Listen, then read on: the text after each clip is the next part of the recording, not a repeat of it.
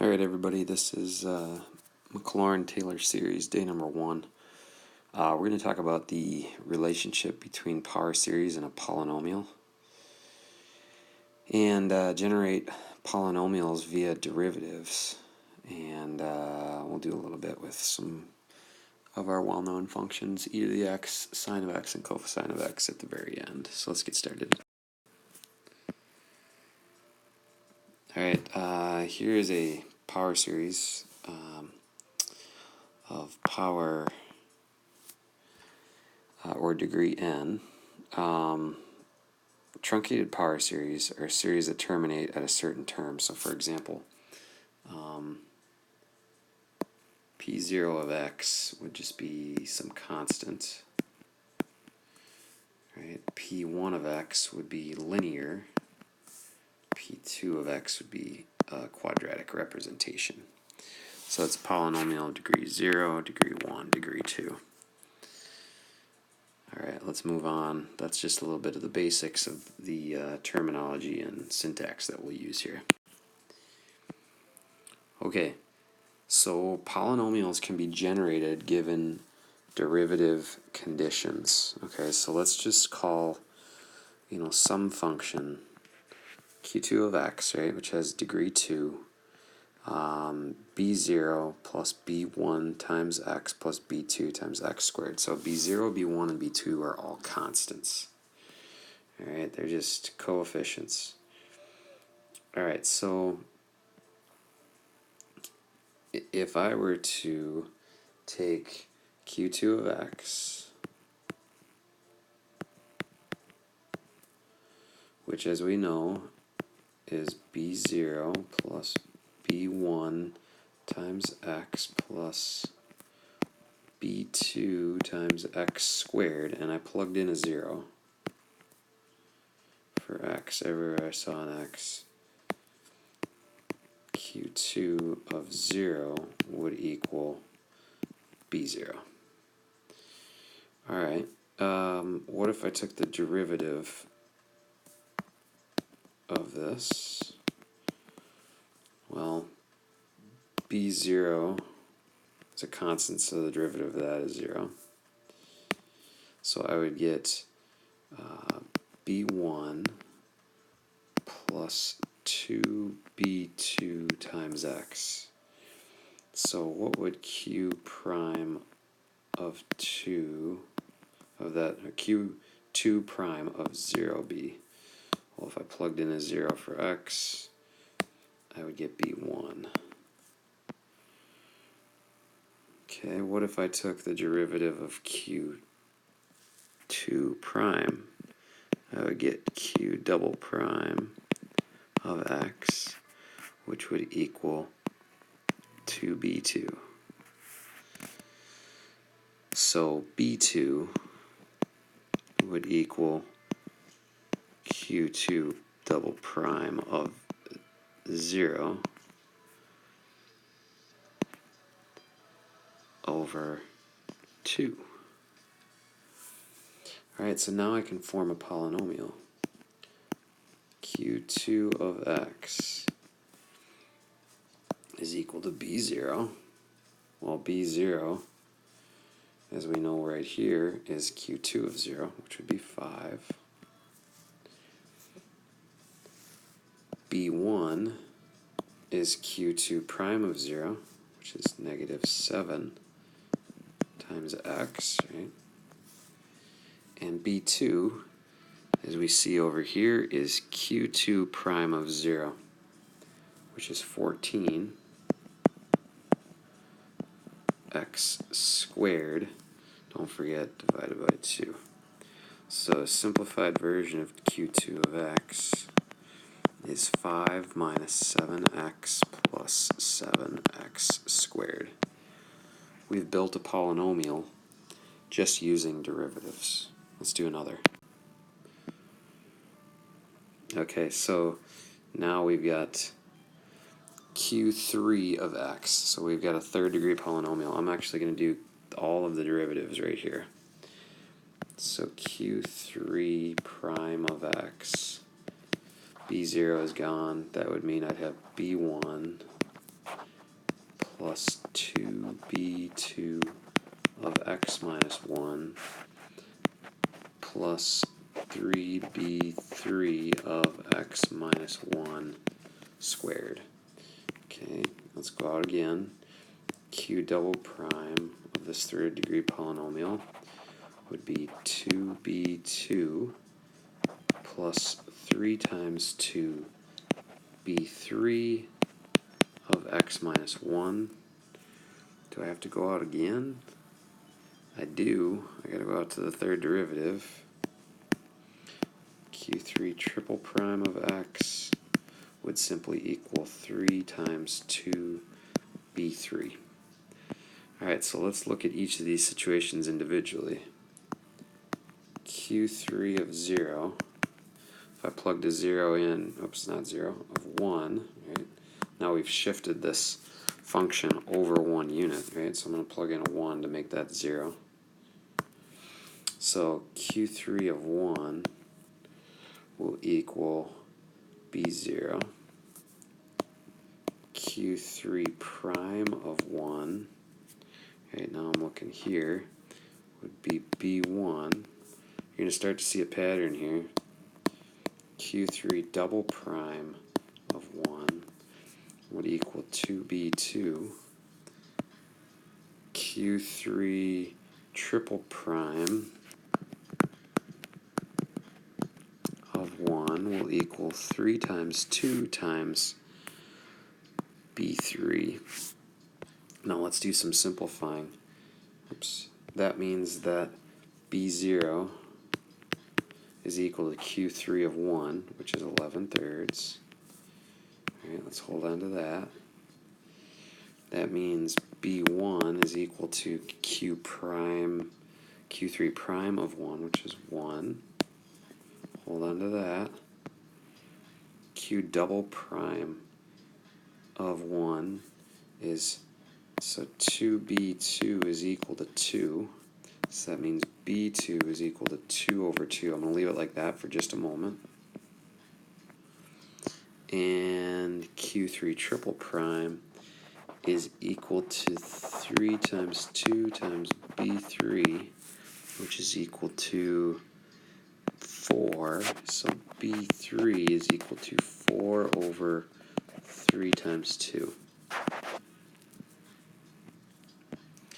Alright, so let's build this polynomial. Looks like Q3 of x will equal 11/3 plus 1 times x minus 1 plus 3/2 times x minus 1 squared plus 4 over 3 times 2 of x minus 1 cubed. Alright, I want you to see something.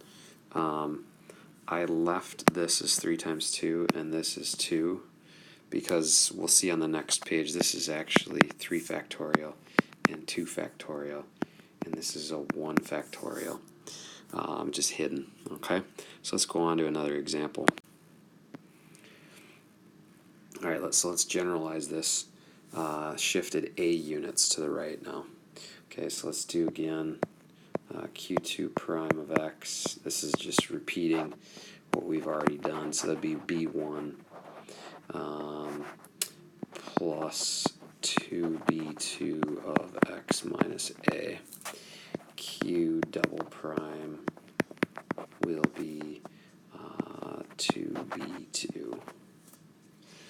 Okay, so what I get here is that Q2 of A will equal B0. Q prime of A will equal B1. Q double prime of A will equal 2b2. We've seen this over and over and over again now. So that means b0 equals 5. That means b1 equals 8. That means 2 2b2 equals negative 12. So that means b2 equals negative 12 over 2. So let's build the polynomial. q2 of x is going to be 5 plus 8 times x minus a minus 12 over 2 x minus a squared. That's going to just be that, and that's going to be that, and actually that will be that. 0 factorial actually technically is defined as 1. Okay, so let me get to the breakdown of how this all works. So what have we been doing?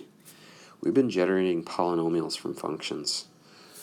So this function could actually be something like e to the x. Okay, so we showed that p3 of 0 would be a0. We showed that p prime 3 of 0 would be a1. Right? We showed that this ended up being 2a2. And this ended up being 3 times 2a3. So a0 equals p3 of 0. a1 is p prime of 0. a2 equals p double prime of 0 over 2. And a3 equals p triple prime of 0 over 3 times 2. Now in reality, what this is the following. Okay, and that's going to be the definition of a Maclaurin series if you have a 0 plugged in. Therefore, any function can be represented using a bunch of derivatives and factorials and x's, right? So I'd have p3 of 0, p prime of 0 times x, p double prime of 0 times x squared over 2 factorial, and p triple prime of 0 times x over 3 factorial. Now if I wanted to go out and make p n of x, I could go out to the nth term. It would just be the nth derivative at 0 times x to the n over n factorial. So I could make a polynomial of any length that I want. So let's do it. Let's do it for sine. Well, f of 0, what's sine of 0? Sine of 0 equals 0. Okay, what's the derivative of sine, right? So let's do this. Here's sine x, that's f of x. So then I get cosine x. Let's keep going. Negative sine x, negative cosine x, back to sine x, and then to cosine x. So cosine of 0, right, since that's the derivative, is 1. Negative sine of 0 is 0. Negative cosine of 0 is negative 1. Sine of 0 is 0. Cosine of 0 is 1. So what am I getting here? Well, I'd get a 0 here. I get a 1 over a 1 factorial. I get another 0 here, right? So you can see this 0, this 1, this 0 over 2 factorial. Now I'm just using this formula that I can build with. Okay, then I'd have a negative 1 over 3 factorial, and then a 0. Looks like I didn't need this fifth derivative. So this means that the sine of x can be approximated using the following. X minus x cubed over 3 factorial. Can you guess what the next term would be? It's going to alternate. It'll be x to the 5th over 5 factorial minus x to the 7th over 7 factorial, and on down the line. It's a pretty powerful thing. Alright, so number 1 is like stuff we've already done. 2 and 3 are just a little practice with power series. So I'm going to go ahead and actually do number 2. I'm going to set this, I'm going to turn this into a power series. I'm going to take out an x squared and a 7. That's going to make this 1 over 1 minus x over 7. So f of x is actually just this series from n equals 0 to infinity of, looks like x squared over 7 times x over 7 to the nth power, which I could rewrite as x to the n plus 2 over 7 to the n plus 1. Cool, there's my power series. I'd like to do a homework problem here. Let's do this one. Show that the Maclaurin series, right, centered at 0, of f of x equals e to the x is given by this. And this is as far as I'm going to go. I'm not going to do b or c here. You can check that on the key. So let's take f of x equals e to the x. And then we're going to find each of these successive values, right? Maclaurin series tells me a 0 here. Let's go out, I don't know, third derivative. We're not going to need to go out very far to see what's going to happen, but... So the derivative, oh, e to the x, oh, e to the x, oh, e to the x. That was easy. So if I plug in a 0 into all of these, whoops, 0. I'm going to get 1 in each case. So what does that mean? That means that e to the x can be approximated using the following polynomial.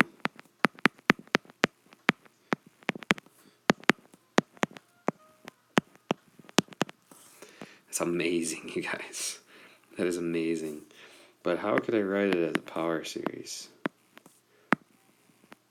N equals 0 to infinity. There's no alternator. Don't need to worry about that. Let's put these here just so that we can get a feel for what's going on here. So I see over, n factorial, right? And I see x to the nth power. I think that follows suit. Yeah, I think that's good. Let's see what we're supposed to prove. Hey, look at that. Sum from 0 to infinity of x to the n over n factorial. Let's do one more. Yeah, why not do sine x, right? You might recall from earlier, I found in the notes that sine x was approximately, what was it? X minus x cubed over 3 factorial plus x to the 5th over 5 factorial. Then I could have gone on.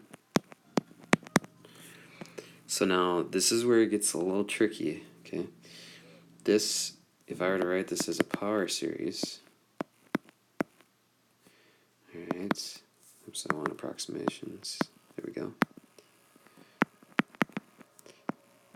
This right here is where n equals 0, this is n equals 1, this is n equals 2, this is n equals 3. Okay, let's stick with me. I got an alternator, so let's take care of that first. Oops, I want a negative 1.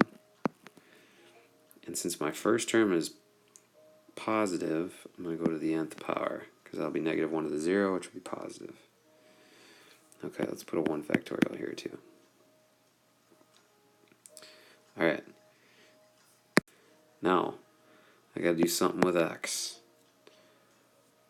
Okay, so this is going to be kind of tricky, but how do I get 1 from 0, 3 from 1, 5 from 2, and 7 from 3? Well, I'd take my n values up here, I'd multiply them by 2, and then add 1. And I'm going to do the same thing in the bottom, right? How do I get a 1 from a 0? Well, I take 2n plus 1. Okay, and that comes with a little bit of experience, okay? But it's pattern recognition, that's all it is. And see now, I got myself my power series representation. I'm good to go. Alright, you guys, that is day number 1, building polynomial using derivatives. Awesome.